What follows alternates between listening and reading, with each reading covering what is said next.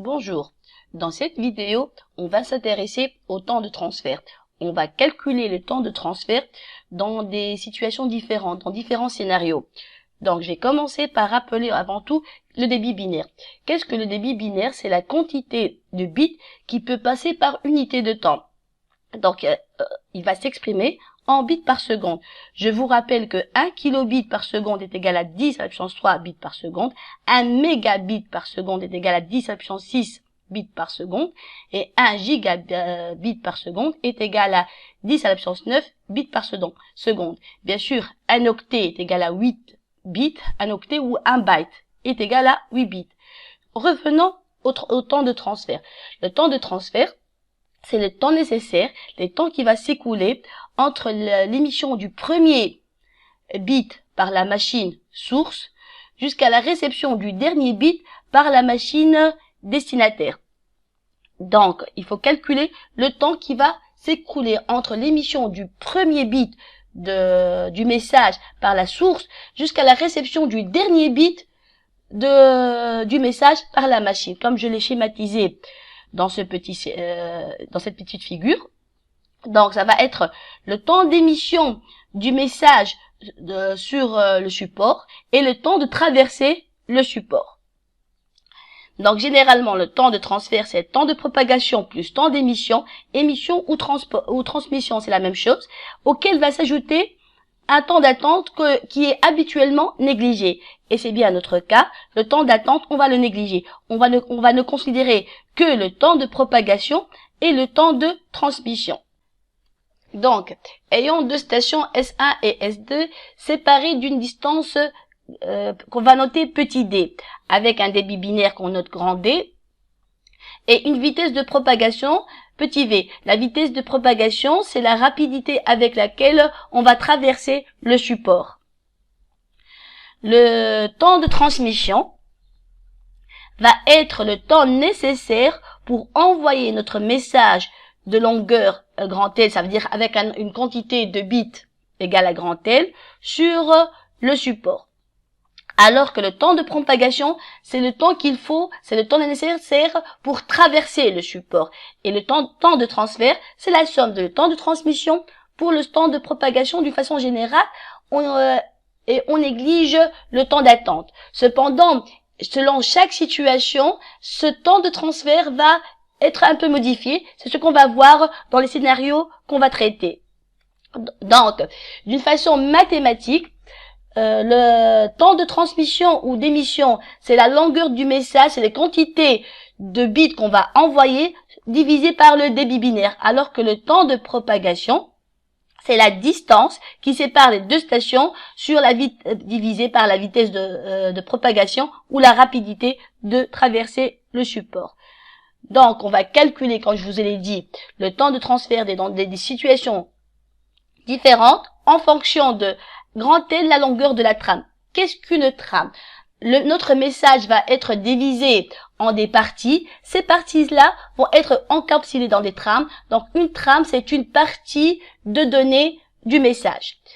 Petit L, c'est la longueur de l'acquittement. Qu'est-ce qu'un acquittement? Un acquittement est un message envoyé par le destinataire à la source pour lui dire qu'il a bien reçu son message. Grand D est le débit binaire. Petit v est la vitesse de propagation ou la rapidité de traverser le support, et petit d est la distance qui sépare deux stations. On est toujours dans l'hypothèse qui néglige le temps d'attente. Donc, passons au premier scénario. Voici notre premier scénario.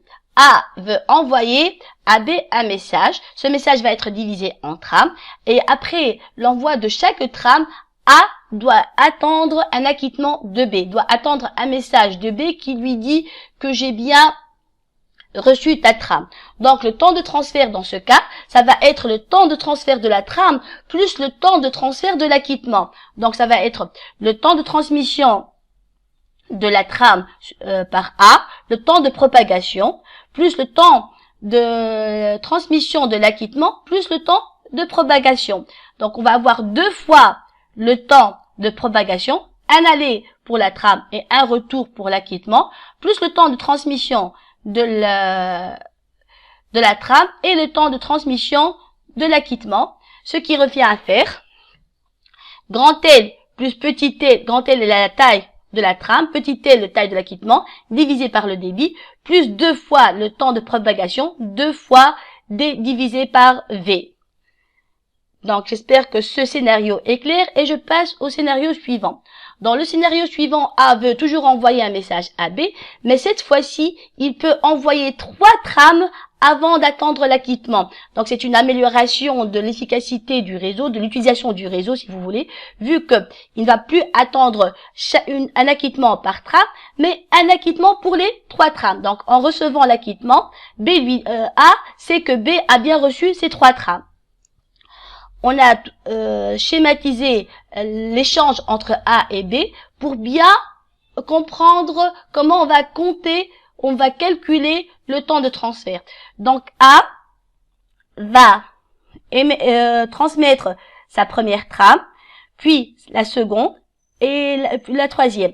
Et on va compter le temps de propagation une seule fois. Vous allez me demander pourquoi on va pas compter le temps de propagation pour la première trame et la seconde. Tout simplement parce que pendant ce temps-là, A, parallèlement, est en train d'émettre la seconde trame. Donc, on doit compter les choses qui se font en parallèle une seule fois. Et comme le montre bien le message, le schéma, donc, le temps de transmission, plutôt le temps de transfert des trames, c'est 3 fois le temps de transmission de la trame, plus une seule fois le temps de propagation. Une fois que B a bien reçu les 3 trames, il va émettre l'acquittement. Donc, on va avoir le temps de transfert de l'acquittement. C'est le temps de transmission de l'acquittement plus le temps de propagation. Ainsi, on va avoir 3 fois le temps de transmission des trames, une fois le temps de transmission de l'acquittement et 2 fois le temps de propagation. C'est pour cela que je vous conseille de bien reschématiser la situation pour que ça vous aide à bien comprendre comment calculer le temps de transfert dans la situation que vous avez. Donc j'espère que c'est clair. Passons au scénario 3. Il n'est plus question d'acquittement. A veut envoyer 4 trames à B, mais dans cette nouvelle situation, A est séparé de B par 2 routeurs. Et on va avoir les liens A, R1, R1, R2, R2, B, 3 liens identiques, de distance D, avec bien sûr toujours un débit grand D et une vitesse de propagation petit v. Dans ce cas, qu'est-ce qui va se passer? A n'a plus à attendre des acquittements, donc elle va envoyer d'une façon successive ces 4 trames. C'est bien ce qu'elle va faire. Elle va envoyer successivement ces 4 trames. Donc, à la réception de la première trame, R1, le premier routeur, va commencer lui aussi à envoyer. Donc, on va avoir un décalage entre l'envoi de A et l'envoi de R1, comme le montre la figure, qui est égal à un temps de transmission.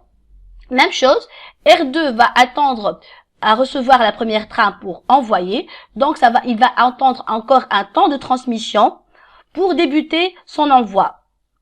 Donc, si on veut calculer le temps de transfert, c'est 4 fois le temps de transmission de la trame, plus le temps de propagation, plus une fois le temps de transmission, c'est le temps qu'a dû attendre R1 pour commencer, et vous voyez bien qu'il y a 3 trames qui sont en train d'être émises en parallèle, d'être envoyées en parallèle, donc plus le temps de propagation sur le lien entre R1 et R2, plus le temps de transmission, c'est toujours le temps qu'a dû attendre R2, le décalage entre l'envoi de R1 et R2, c'est un temps de transmission, plus le temps de propagation sur le troisième lien.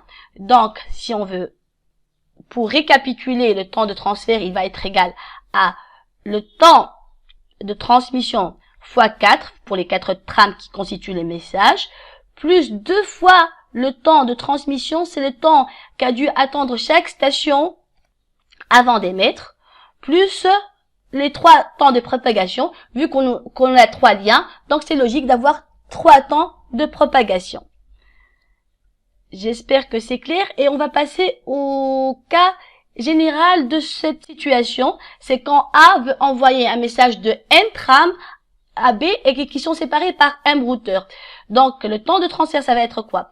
N fois le temps de transmission plus M fois le temps de transmission, vu que chaque nœud des M nœuds va attendre un temps de transmission avant de commencer. Donc, ça va être N plus M le temps fois le temps de transmission plus N plus 1, c'est le nombre de liens entre les stations, fois le temps de propagation. Donc, ce que je vous conseille, c'est de bien comprendre chaque situation, comprendre ses contraintes, faire un schéma, ça vous aide énormément pour calculer le temps de transfert. Merci et à la prochaine.